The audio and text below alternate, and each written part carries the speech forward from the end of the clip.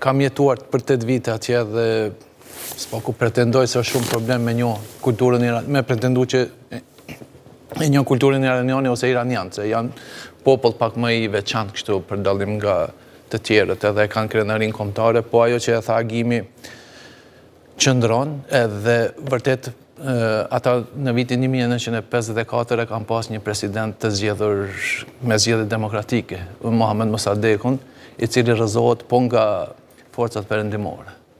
Ka qenë demokracia ndoshta prej trallave në botë në atë kohë. Në vitin 1953 ose 4, mund të ngatroj vitin. Prandaj shkollimi, investimi në dije, në shkencë ka vazhduar ky regjim, i kesod edhe zhvillimet në shkencën nukleare, për shembull, po edhe në këto shkencat humane, investon shumë për arsye të ndryshme. Qëllimi është që për me sofistiku edhe narrativën e vetë regjimit, për me instalu pastaj edhe për me përhap edhe në vende tjera. Po ato ja kam pa hajrin edhe të tjerët, për shembull sepse Irani edhe sot pavarësisht se prej jashtë duket një shoqëri që vuan, po atje unë kam jetuar vetë edhe di që atje ka liri sikur në vende tjera, atje në për universitete, në për akademi debatohet, kundërshtohet sistemi lirshëm. Si ka mundësi se vërtet nga jashtë konsiderohet jo veç shoqëri konservatore, te jetë religjioze, por konsiderohet se është një shtet ku lirit civile janë të jetë kufizuara. Shpreja e mendimit lirë është raportuar me 10 herë se ka numër të lartë të burgosurve, ndoshta edhe pa gjyq mbahen gjatë në burgje, pra janë disa elementë që tregojnë autoritarizëm të fortë atje. Kur bëhet fjalë për regjimin, nëse e prek ti regjimin edhe po në kuptimin e kundërshton filozofikisht ose politikisht regjimin Shtirë kundërshton.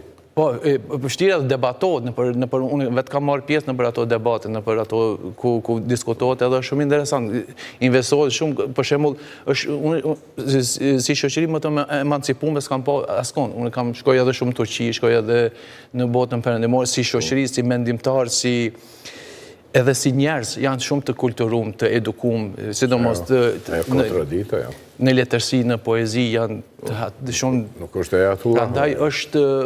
Kjo që e krijojmë, se unë vetë kam shku në fillim me këto paragjykime atje dhe vërtet kam shku edhe jam friksu, po kur e kam pa atje ka qenë diçka tjetër. Po, ata që kapen duke luftu regjimin, po, ata mund të... Megjithatë, do të thoni që është shoqëri shumë intelektuale, shumë e avancuar, si kanë lejuar pra kaq gjatë që të sundohen nga klerikët fetar? Po, shikoni, tani është shumë letë nga këtu të theme atje, po atje ka një dorë të hekur, njerëzit përballen kanë tetu disa herë me rëzu regjimin, edhe nuk është i letë, ju e thatë edhe vetë, ka disa shëzime të forcave policore, të forcave të sigurisë. Ka pastaj ajo që mediat perëndimore ose mediat këtu të na nuk e marrin parasysh kur flasin për rrëzimin e regjimit është se nuk e kanë parasysh një forcë paramilitare që quhet Basiq. Dikon janë 4-5 milion njerëz. Ata janë paramilitarë, ata janë civil. Edhe ata... Me sa lexova unë, janë 1 milion njerëz që janë të aktiv aktualisht në gjithë strukturat e sigurisë në Iran. 4-5 milion, po dhe 1 milion janë aktiv, agim kuptimin që janë të angazhuar tani në situatat jashtëzakonshme edhe mund të bëhen 4 milion. Ata 1 milion mund të jenë vetëm që janë gati me dhënë jetën për regjimin. Po, ata janë me numër shumë ma shumë.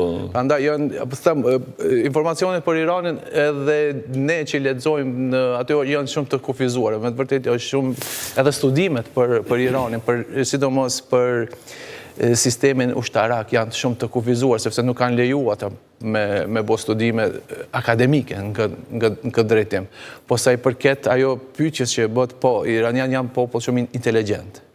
Jam popull, me të vërtet, unë vetë kam jetu aty edhe bile kam bajt kurse të gjuhës Shqipe. Edhe si e kapnin ata student gjuhën Shqipe është shumë interesant, shumë shpejt. Edhe Prandaj tash janë popull pak më ndryshe se sa popujt e tjerë nga aspekti i inteligjencës, kurse atje në motë të rinjt është ka keme studiu ti, askush nuk thot kome studiu mjekësi ose diçka tjetër, po thot shkencat nukleare, është model, është për me studiu këto dijet. Mirë, e bëjnë këtë për patriotizëm, apo pse kanë interes? Kureshtje për fushën është shumë problemi ja kuptu tash interesin atyve, po më them që është mainstream është me studiu shkencat nukleare. Prandaj, po them që investimet pastaj po shteti i shfrytëzon disa shkojnë, shumica për shembull shkojnë botën perëndimore. Është një universitet që komplet gjenerata e viti 4 diplomon edhe shkon në Amerika i merr ose Kanada ose Mirë, tani, me që po flasim kështu për një mundësi intervenimi të SBA-s, me që veç para lajmëroi Trump se mund të intervenoj me njerë, ndërkohë këta me njëherë thanë që janë të gatshëm për bisedime, për çfarë lloj bisedimesh, te ku mund të lëshojmë pen, nuk e di, po prisni që mund të ketë një intervenim real nga SBA-ja në këtë rast? Ajo që ka vrejhet, sidomos pas sulmet fundit që ishin dhe luftës me Izraelin, është që Irani doli shumë e dobësuar, edhe në kuptimin e kapacitete ushtarake, po edhe në kuptimin e aftësisë politike që të i mobilizoj aleancat. Kemë parasysh lidhjen Iranit me Rusin, marrëdhëniet me Kinën, Irani është pjesë e BRICS-it, blokut, kështu lindor temi tash në këto terme, po me gjitha ato nuk i ndihmuan as pak. Edhe unë mendoj që Irani ka hup fuqin regionale që ka pas, edhe nuk është në nivelin e para asaj periudhës, sidomos humbja e ndikimit në Siri, humbja e ndikimit poshtu në Liban, në Irak, pastaj vrasja e shumë generalve, vrasja e krerëve të shërbimeve ushtarake dhe të ushtrisë dhe të e ka dëmtu pa tjetër. Unë mendoj që nuk është në pozitën që ka qenë para kësaj luftës edhe prandaj është e gatshme për bisedime. Bisedimet mund të jenë me siguri në një lloj blerje kohës për Iranin, që i duhet jashtëzakonisht shumë, po në anën tjetër mund të jetë edhe një pritje që pjesa e BRICS-it të rireshtohen. Unë mendoj që ka lëvizje tektonike në aspektin geopolitik jave ose mujve të fundit, pra nuk ishte rastishme as Venezuela. Kjo situatë që shohim sot është para përgatitur